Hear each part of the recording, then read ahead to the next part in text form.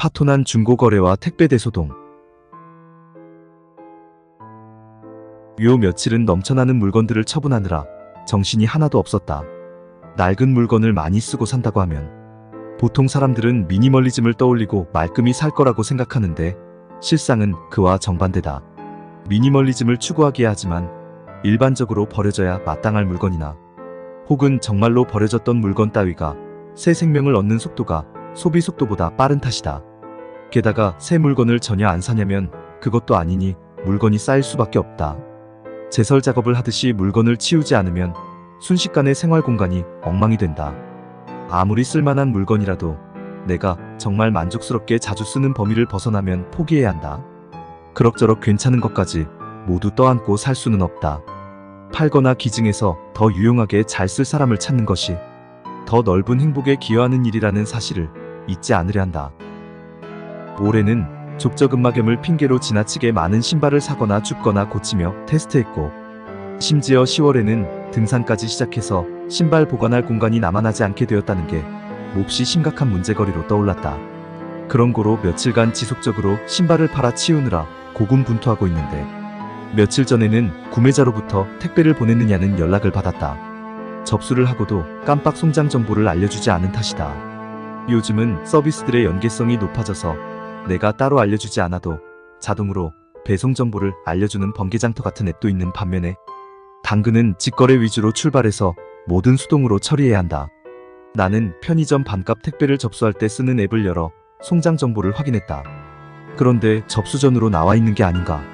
잠시 당황했지만 택배 처리는 원래 전산 반영이 늦는 경향이 있다. 나는 송장 뭉치에서 최근에 추가된 것들을 뒤적였다. 거래가 끝나지 않은 물품의 송장을 보관하는 나는 정말 용의주도한 놈이라고 스스로 감탄하면서, 그러나 잠시 후 나는 혹시 버린 송장이 없는지 쓰레기통을 뒤지게 되었다. 분명 발송한 기억이 있는데 그에 맞는 송장이 없었던 때문이다. 중고거래 20여 년 경력에 이런 일은 처음이었다. 쓰레기통을 한참 뒤적이고도 필요한 송장을 발견하지 못한 나는 가계부를 열어 택배비 결제 내역을 살펴봤다. 어쩌면 접수를 했다고 믿는 건 다른 거래의 기억이고, 이번 거래에서 보낼 물품은 어디 올려놓고 깜빡했거나 카운터 접수를 까먹었거나 혹은 택배사에서 무슨 오류를 일으켰을지도 모르는 일이라고 생각했다. 그러나 가계부에는 분명 이틀 전 택배비 결제 기록이 있었다. 나는 송장을 다시 하나씩 살펴봤다. 그 결과 대단히 기괴한 문제를 발견했다. 가장 최근에 뽑은 송장의 날짜가 가계부와 일치했는데 받을 사람이 반년 전 거래했던 상대였던 것이다. 배송 추적에 나오는 정보도 내가 접수한 택배가 그에게 가는 중이라 표시되었다. 대체 무슨 일이 일어난 것일까? 확인할 길은 없지만 앱이 오작동했거나 내가 조작을 잘못해서 예전 접수 정보를 누르고 예약 번호를 쳐넣었을 것이다. 둘 중에선 내가 조작을 잘못했을 가능성이 더 높다. 오배송을 받을 사람의 정보가 접수할 때 누르는 아이콘 바로 옆에 있었으니까. 그러나 이미 접수와 배송이 다 끝난 예약 번호가 반년이 넘게 유효해서 그걸 그대로 입력했다고. 또다시 동일한 배송이 이루어질 수 있다는 사실은 믿기 어려운 일이다. 일반 상식에 비추어 보면 이런 접수 번호는 시간이 지나면 말소되어야 정상이다. 그러나 어찌되었든 정신없이 바쁘다는 이유로 배송을 받을 사람의 이름도 연락처도 확인하지 않고 접수를 마친 것은 분명 나다. 어디 따질 수 있겠으랴. 나는 별수 없이 구매자에게 상황을 대강 설명하고 받았던 돈을 돌려주었다. 오배송을 받을 사람에게도 이러저러한 일이 일어났는데 택배를 찾지 않고 놔두면 반송되니 놔둬달라고 간곡히 빌었다. 답은 오지 않았는데 돌이켜 생각해보면 주문한 적도 없는 택배가 도착했다는 둥 찾아가지 말라는 둥. 메시지가 자꾸 날아드는 상황은 무슨 밀수나 사기처럼 보일 게 틀림없었다. 세상이 흉흉하니 별 수 있겠는가.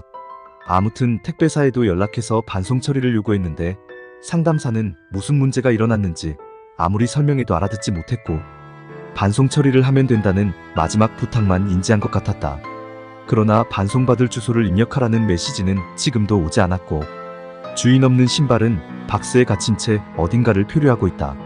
아무리 바빠도 택배를 보낼 때 디지털 기기만 믿고 가장 근본적인 정보인 이름과 연락처를 최종 확인하지 않으면 대단히 번잡하고 머리 아프며 여러 사람 귀찮아지는 사고가 일어날 수 있음을 알려주면서, 이런 사고도 살다 보면 한 번은 할 수 있지 생각하며 신발 처리에 고심하던 다음날 당근에 올린 나이키 러닝화를 사겠다는 사람이 나타났다. 깎아달라는 소리부터 하면서 당연히 기분이 상하고 시작한 거래였다. 물건 값을 깎아달라는 요구가 왜 좋지 않은지 설명하자면, 일단 당근은 해당 요청이 가능한지 표시하는 기능을 공식적으로 지원하고 있다. 이걸 무시하고 깎아달라는 요구를 하는 사람이 대단히 많은데, 필요 없는 물건을 빨리 치우는 데에 중점을 둔 판매자는 아쉬워도 그 요구를 들어줄 수밖에 없다. 결국 규칙을 무시하고 풍습을 따르는 사람만 이득을 보고, 규칙에 따라 얌전히 줄을 선 사람은 죄다 바보가 되는 시장이 형성되는 것이다. 이러면 판매자도 물건을 팔릴 법한 가격보다 더 높은 가격에 올릴 수밖에 없다. 모두 자기 이득 보는 방향으로 움직인 탓에 물건 가격이 시가에 가까워지는 셈이다. 이런 이유로 나는 어지간해선 흥정을 들어주지 않는 편이지만, 이번에는 돈도 공간도 시급해서 어쩔 수 없이 요구를 따랐다. 그런데 이번에는 상대가 물건의 출처까지 요구하는 게 아닌가. 무슨 골동품이나 보석도 아니고 뭐가 문제인가 싶었는데, 알고 보니 나이키 신발은 정교한 모조품이 하도 많아서 믿을 수 있는 구매처 증빙이 되어야 가치가 인정되는 모양이었다.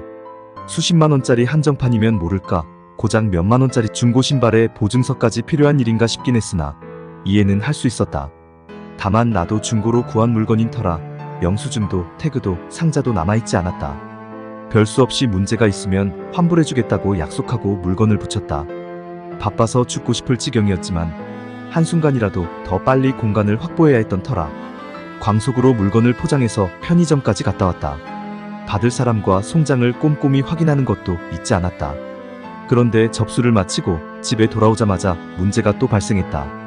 구매자가 인터넷에서 찾은 정품 가품 비교 사진을 보여주며 내 것은 가품이라고 주장하기 시작한 것이다. 내가 판 물건이 가품일 가능성이 없다고 생각하진 않았다. 요즘 가품은 전문가도 구분하기 어렵다고 하니까. 그러나 가품인지 정품인지 직접 봐야 그 말이 맞는 것 같다든가 아닌 것 같다든가 얘기를 해볼 것이 아닌가. 하필이면 접수를 하고 나서 항의를 하다니 공교로워도 정도가 있다 싶었다. 나는 내가 찍어둔 상품 사진만으로 정품의 근거를 찾아보려다 애초에 유명한 모델도 아닌 터라 자료 찾기가 어려워 그만두고 환불을 해주겠다고 말했다. 이틀 만에 구매자 2명에게 환불이라니 중고 거래 따위 다 그만두라는 신호가 아닐까?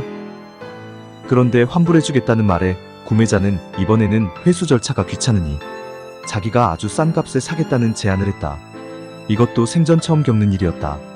네가 팔려는 그거 가짜 같은데 내가 싸게 사줄 수도 있어라니. 온갖 골동품이 등장하는 미국 전당포 쇼 프로그램에서나 보는 상황이 아닌가. 물론 나도 제안이나 논리 자체가 말이 안 된다고 생각하진 않았다. 한순간 더 번거로워지는 것도 귀찮고 공간도 확보해야 하니 냅다 싸게 팔아버릴까 싶기도 했으니까. 하지만 곰곰이 생각해보면 언제 접수할 것인지를 물어놓은 다음 접수를 확인하고 나서야 가짜라는 주장을 제기했다는 점에서 의도적으로 내가 옴짝달싹 못하는 타이밍을 쟀다고 의심할 만했다. 아니, 의심하기에 충분했다. 내가 반값 택배로 접수한 물건을 그냥 놔두면 자동 반송되니까 놔두라고 했더니 그렇지 않더라는 답을 쓰니까 진품을 가품이라고 우겨서 싸게 살 작정이었는지 가품임을 확신하고 거기에 합당한 가격을 제시했는지는 모르겠지만 어쨌든 물건이 손을 떠날 때까지 기다렸다는 점에서 악랄하기 짝이 없었다. 20여 년간 본 것 중 가장 불쾌한 거래 상대였다.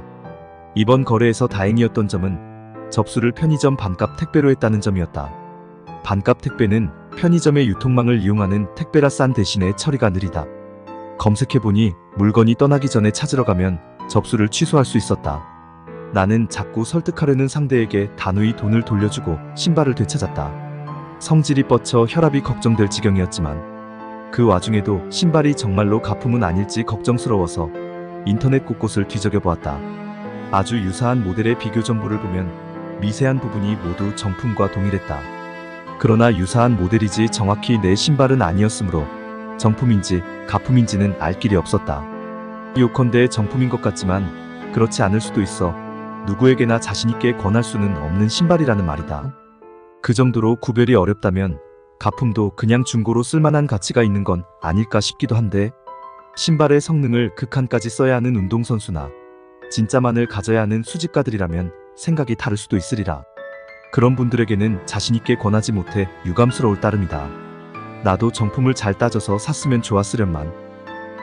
그런 연유로 나는 전례 없이 2번의 거래에 연달아 실패했고, 정말이지 만사 다 넌더리 난다는 생각에 사로잡혔다. 대충 필요한 것만 사서 쓰고 다르면 내다 버려서 편하게 살 일이지. 대체 무엇을 위해 이렇게 번거로운 짓거리를 계속하고 있단 말인가? 한탄하고 있긴 하지만 사실 답은 알고 있다. 절약하고 환경도 아낀다고 얘기하면서 실상은 돈을 덜 들이고 많은 물건을 갖거나 써보고자 하는 무력 때문에 자꾸만 채우고 또 비우기를 반복하는 것이다. 물건을 아끼고 버려진 것도 살려내는 것도 좋지만 내게 필요한 것만 적정히 갖는다는 생각으로 욕심을 버리지 않으면 사고팔기에 번뇌와 그에 따른 고통은 영영 끝나지 않을 것이다. 그렇다면 욕심은 어떻게 버리면 좋단 말인가? 너무나 어려운 질문이니 그건 천천히 생각해봐야겠다. 일단 저놈의 신발부터 팔아야 그럴 여유가 생길 텐데.